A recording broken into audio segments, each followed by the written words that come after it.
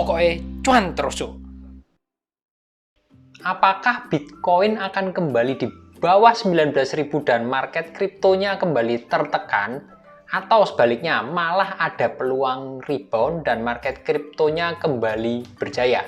Meskipun minggu ini bakalan ada berita-berita penting yang akan mempengaruhi market kripto, tapi setidaknya saya nemu sesuatu hal yang menarik di Bitcoin yang mungkin banget berpeluang besar mantul naik. Kita cek bareng-bareng. Oke, di gambar ini di Bitcoin garis-garisnya seperti biasa, yang dulu-dulu nggak saya hapus karena memang masih berkutat di sekitaran situ aja. Teman-teman yang biasa cek update konten dari sebelum-sebelumnya mengenai Bitcoin, ini pasti paham garis-garisnya ya. Intinya Bitcoin di time frame harian ini masih seperti ini gambarnya. Kemarin sempat turun sampai dengan 18.200. Oh ya, sebelumnya saya masuk dulu ke time frame mingguan. Itu minggu kemarin serem sih turunnya ini dengan penurunan yang masif seperti ini, closingnya juga di bawah. Ini seharusnya secara candlestick ini potensi penurunannya, kelanjutan penurunan, meneruskan tren penurunan cukup besar. Dan setidaknya di awal minggu ini terlihat sempat anjlok kemarin hingga 18.200-an, meskipun langsung membal mantul naik juga dengan lumayan cepat ya. Ini untuk mingguan masih condong cenderung turun. Nanti akan kita bahas menggunakan indikator di segmen selanjutnya. Ini menggunakan garis-garis manual dulu. Tapi garis kuning ini alias di kisaran 18.800, 18.900 masih jadi support yang cukup kuat, terbukti langsung mantul. Setelah sempat melewati itu sedikit, mantul ke atas seperti ini. Dan kita lanjut di time frame harian. Ini terbentuk candlestick hammer, yang artinya ada potensi naik ya. Meskipun harus dikonfirmasi dengan candle berikutnya. Tapi contoh dari hammer candle ini bisa lihat di sebelahnya persis, ini ada hammer candle, ini juga akhirnya hijau. Meskipun ini sementara merah, harapannya kita bareng-bareng harapannya akan ada candlestick hijau di 1-2 hari mendatang untuk lebih mengkonfirmasi pola dari hammer ini. Soal hammer ini ada di konten di atas ini ya. Ini di time frame harian. Ini juga merupakan sementara merupakan support yang lumayan kuat, area 18.800, 18.900, terbukti ini langsung mantul dengan cukup cepat.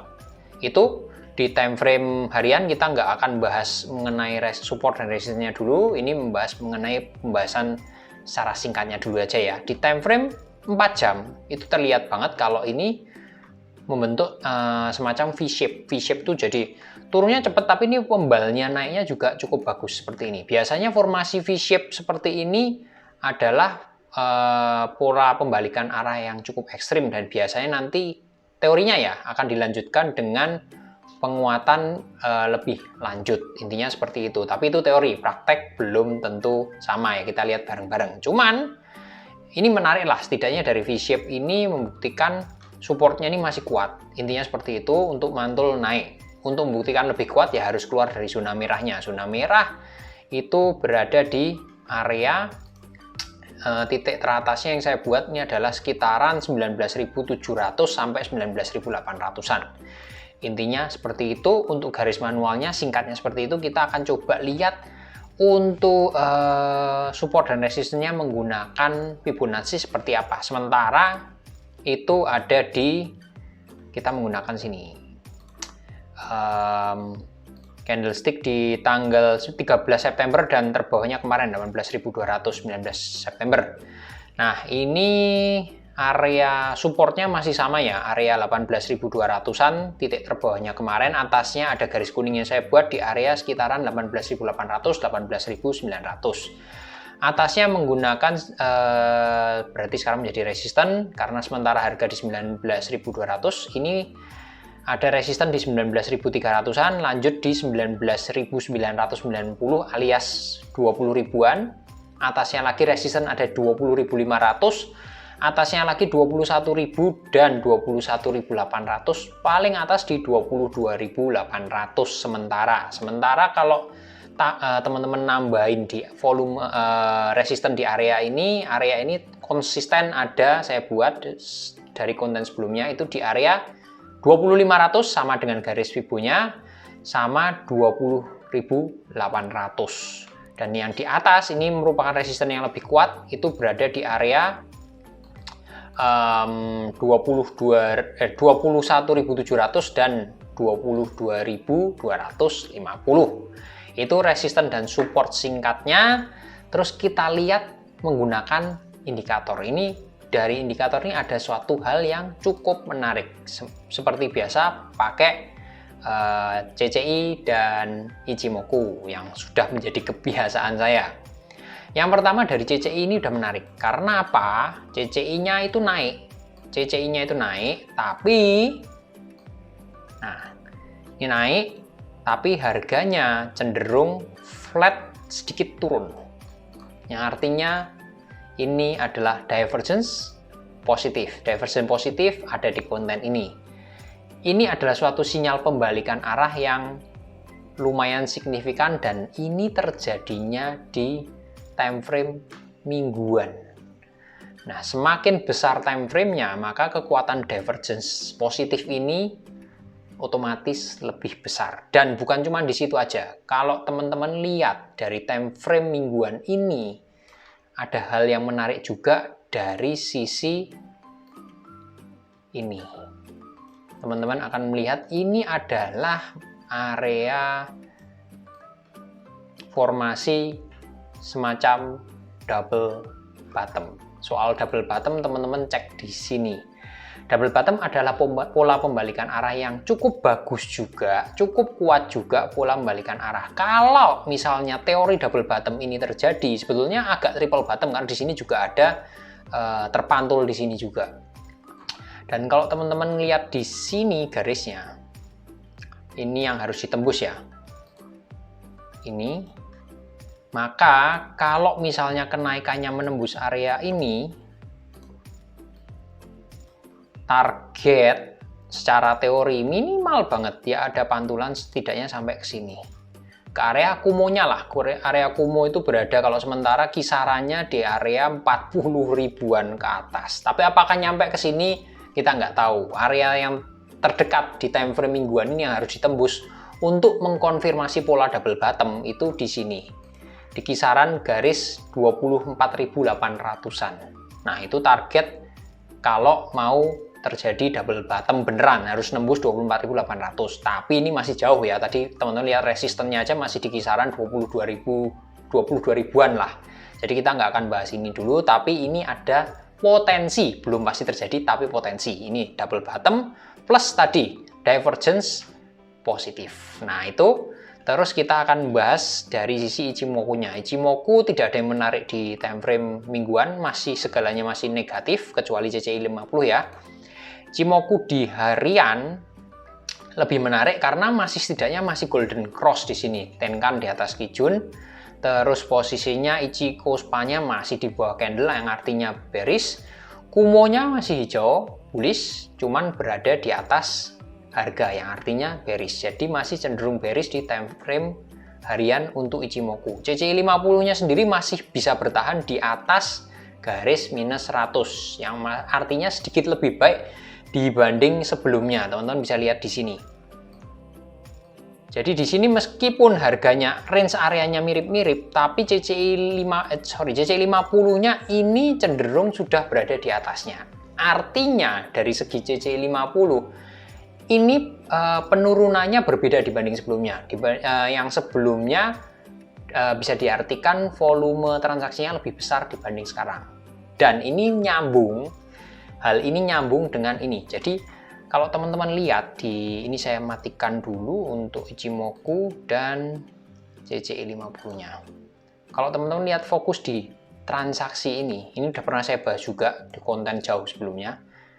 Teman-teman lihat di sini, ini transaksi di area ini gede volumenya. Tapi kan kalau kita lihat dari sini kita nggak ngerti nih, ini posisinya ini besar ini distribusi, buang-buangan, atau akumulasi, malah diakumulasi. Harga turun tapi banyak yang nampung. Nah, di sini kita perlu bantuan ini nyambung ya, soal CCI 50-nya ini. Kenapa kok harganya mirip dengan area di kisaran akhir Agustus, mirip-mirip, bahkan cenderung lebih rendah sekarang. Tapi kok CCI 50-nya posisinya lebih tinggi?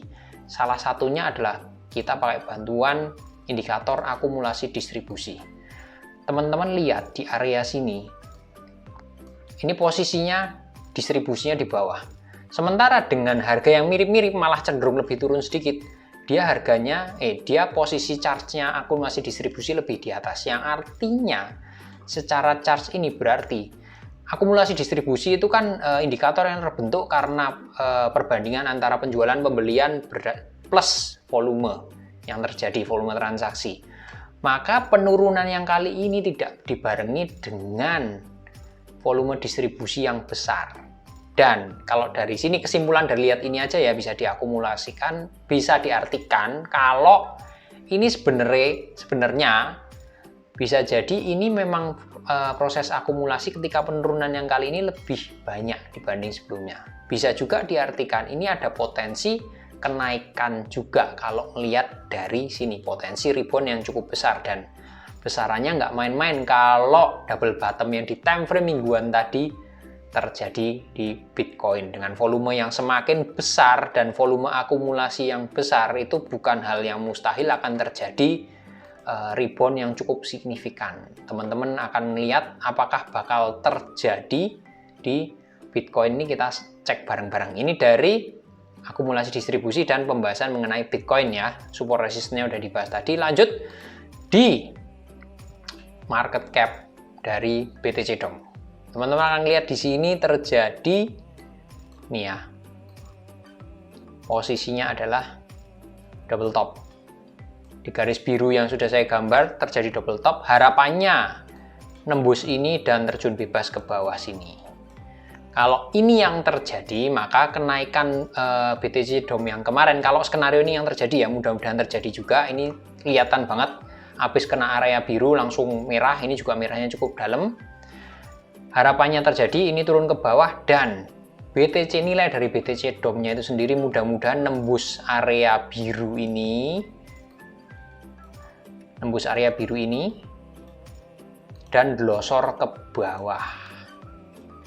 Terus terjun ke bawah. Kalau misalnya terjadi sampai terjun ke bawah sini, maka akan kembali terjadi altcoin season.